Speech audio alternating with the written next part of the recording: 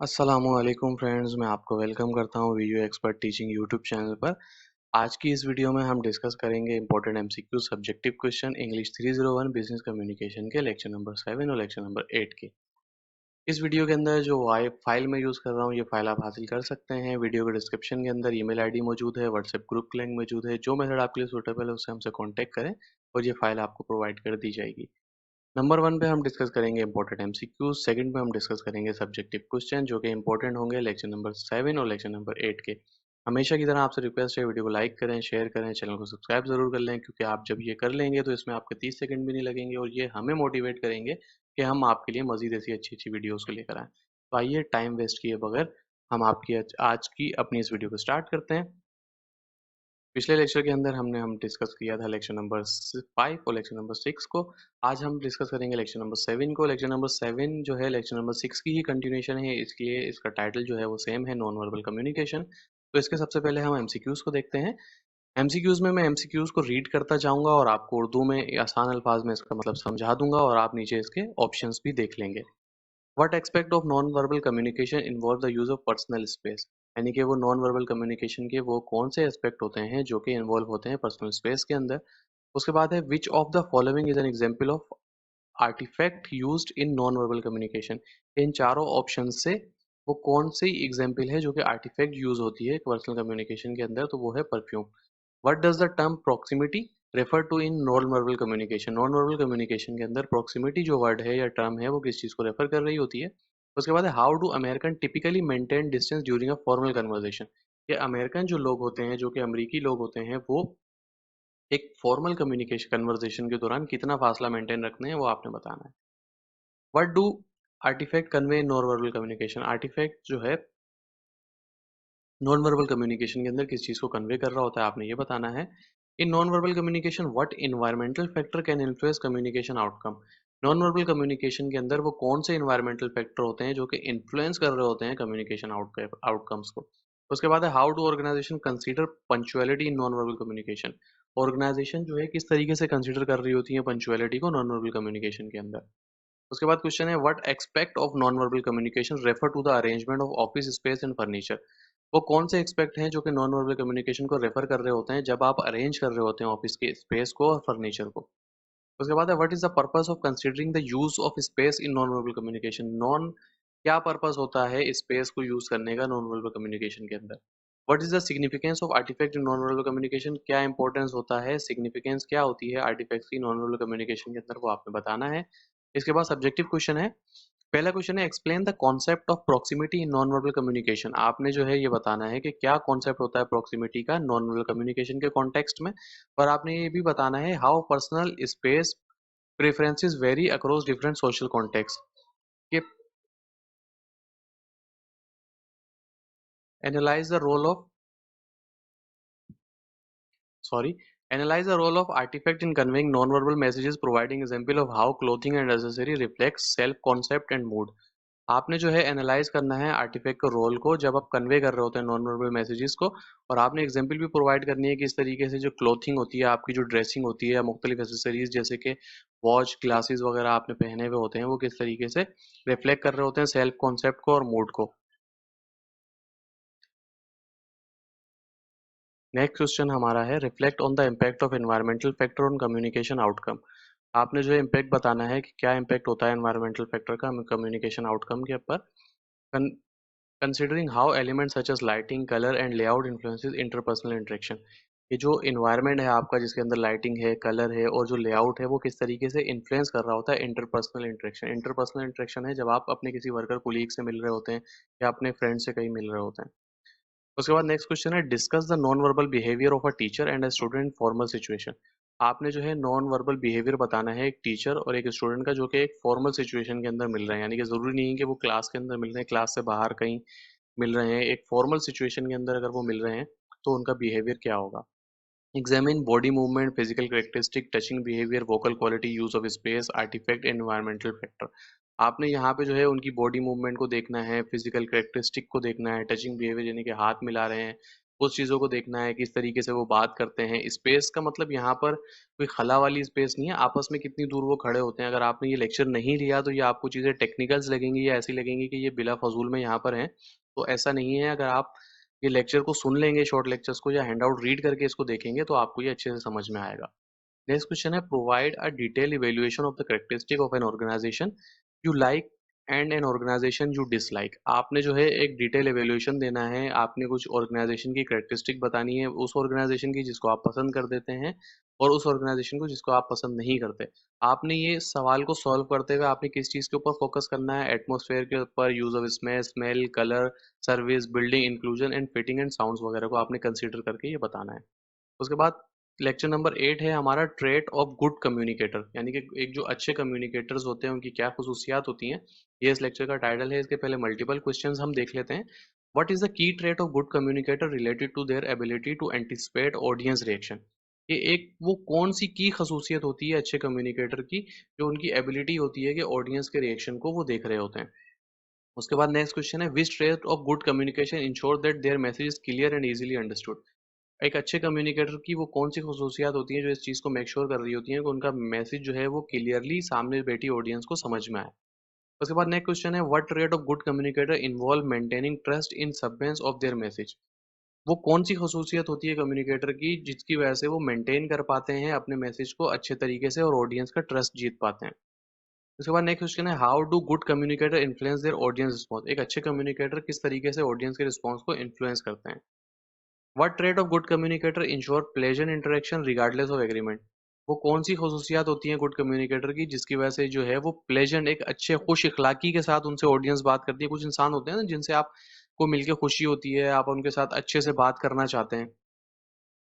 What is the की aspect of careful creation of message in effective communication. वो कौन सी एक की एस्पेक्ट होता है या वो कौन सा मेन एलिमेंट होता है जो अब आप एक मैसेज सामने वाले को भेज रहे होते हैं या सामने वाले से बात कर रहे होते हैं, तो आपको उस चीज़ को बहुत ज़्यादा ध्यान में रखना होता है ताकि आप एक अच्छा कम्युनिकेशन कर पाएँ। How can good communicator ensure there message is memorable. एक अच्छे जो कम्युनिकेटर होता है वो इस बात को कैसे मेक श्योर करता है कि उसने जो बात सामने वाले से की है वो उसको याद रह जाए देर तक। What is a strategy for minimising noise in communication. वो कौन सी स्ट्रेटेजी होती है जिसकी वजह से शोर शराबा जो है कम्युनिकेशन में उसको आप कम करें। What role does feedback play in effective communication. Feedback जो है वो कैसा रोल प्ले कर रहा होता है इफेक्टिव कम्युनिकेशन के अंदर, वो आपने बताना है। How should communicator approach feedback to make it more useful. Communicator की जो अप्रोच होती है फीडबैक से रिलेटेड, वो किस तरीके से फीडबैक को अच्छा और मोर यूजफुल बना सकती है इफेक्टिव कम्युनिकेशन के लिए। सब्जेक्टिव क्वेश्चन यहाँ पे हम देख लेते हैं। Discuss the role of credibility in effective communication. आपने जो है क्रेडिबिलिटी का क्या रोल होता है एक अच्छे कम्युनिकेशन के अंदर, वो आपने बताना है। उसके बाद आपने बताना है, how does establishing credibility contribute to the persuasiveness of the message. एक आप अगर इस्टेब्लिश कर लेते हैं क्रेडिबिलिटी को, तो ये किस तरीके से कंट्रीब्यूट कर रही होती है परसुएसिवनेस के अंदर, मैसेज के अंदर। और आपने इसकी एग्जाम्पल भी बतानी है आपने इस आंसर को सपोर्ट करने के लिए। नेक्स्ट क्वेश्चन है, explain the concept of congeniality in communication. How does maintaining congenial relation with the audience impact the perception of the message. कि आप अगर अच्छा रिलेशन बना पाएंगे ऑडियंस के अंदर, तो ये किस तरीके से मैसेज को इम्पैक्ट कर रहा होगा। Offer practical strategy for fostering congeniality in various communication context. आपने यहाँ पर एक एग्जाम्पल्स बतानी है, practical example. Describe the importance of perception in communication. Perception की क्या इंपॉर्टेंस है कम्युनिकेशन प्रोसेस के अंदर, वो आपने बताना है। How can communicator leverage perception in to tailor their message effectively to different audience. किस तरीके से जो अच्छे कम्युनिकेटर होते हैं वो इस चीज़ का फ़ायदा उठाते हुए अपने मैसेज को इफेक्टिवली पहुंचा रहे होते हैं मुख्तलिफ किस्म की ऑडियंस के अंदर। यानी कि वो देखते हैं कि सामने हमारे ऑडियंस कैसे बैठी है, उसके लिहाज से वो मुख्तलिफ किस्म की अप्रोचेस को डिसाइड कर लेते हैं एंड देन वो अपने आंसर को डिलीवर करते हैं। Provide specific scenario to illustrate your point. आपने मुख्तलिफ सिनेरियोज को लेना है और अपने पॉइंट्स को जो है प्रूव करना है एग्जाम्पल के through. Analyse the significance of controlling the audience response in communication. आपने जो है सिग्निफिकेंस बताना है कि किस तरीके से ऑडियंस के रिस्पॉन्स को आप कंट्रोल कर सकते हैं अपने कम्युनिकेशन रिस्पॉन्स के जरिए। How can communicator influence audience reaction while maintaining ethical communication practice. एक कम्युनिकेटर जो है वो ऑडियंस के रिएक्शन को किस तरीके से कंट्रोल कर सकते हैं। एक तो वो कंट्रोल करते हैं, दूसरा वो इखलाकियात के दायरे में रहते हुए कम्युनिकेशन को यूज करते हुए इसको कंट्रोल करते हैं। Offer insight into potential challenges benefit of controlling the communication process. तो आपने बताना है कि कौन-कौन से पोटेंशियल चैलेंजेस हो सकते हैं या कौन से फायदे हो सकते हैं जब आप कम्युनिकेशन प्रोसेस को सामने वाली ऑडियंस को कंट्रोल कर रहे होते हैं विया योर कम्युनिकेशन। उसके बाद नेक्स्ट क्वेश्चन है, आपने explore the role of feedback in communication effectiveness. आपने जो है फीडबैक का रोल बताना है कम्युनिकेशन इफेक्टिवनेस के अंदर। How can communicator use feedback to enhance understanding and address potential communication barrier. के कम्युनिकेटर जो है फीडबैक के जरिए किस तरीके से समझते हैं कि कौन सी पॉइंट्स हैं जो कि हम एड्रेस नहीं कर पाए ऑडियंस के, और दूसरा कौन कौन से पॉइंट हैं जहाँ के जो कि कम्युनिकेशन बैरियर के तौर पर सामने आए हैं, जिसकी वजह से हमारी जो ऑडियंस सामने बैठी है उनको मैसेज सही तरीके से डिलीवर नहीं हो रहा है। Discuss the importance of active listening and responsiveness in the feedback process. आपने जो है इंपॉर्टेंस बतानी है एक्टिव लिसनिंग की, और आपने ये भी बतानी है कि रिस्पॉन्सिवनेस क्या होती है फीडबैक प्रोसेस के अंदर।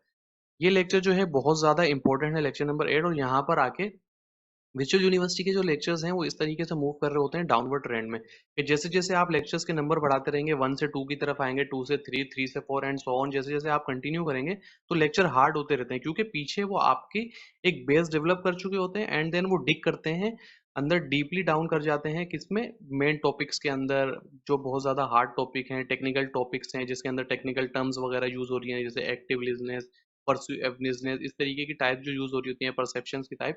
तो ये बहुत ज्यादा इंपॉर्टेंट लेक्चर्स है, तो पिछले लेक्चर्स आप जरूर लें। अब स्टूडेंट्स क्या करते हैं, बिल्कुल एग्जाम से 2 दिन पहले पढ़ने बैठते हैं और उसमें क्या करते हैं, पिछले लेक्चर को स्किप कर देते हैं। अब वो स्किप कर देते हैं तो आगे उनकी बेस नहीं पड़ती, तो पहले आपने इतना नहीं पढ़ा, वो वक्त जाया, जब पढ़ने बैठे तो उसमें आपने बेस नहीं बनाई, वो वक्त जाया, पूरा पेपर जाया होता है, एंड देन एग्जाम में एफ ले लेते हैं और बोलते हैं हमारे साथ ये हो गया।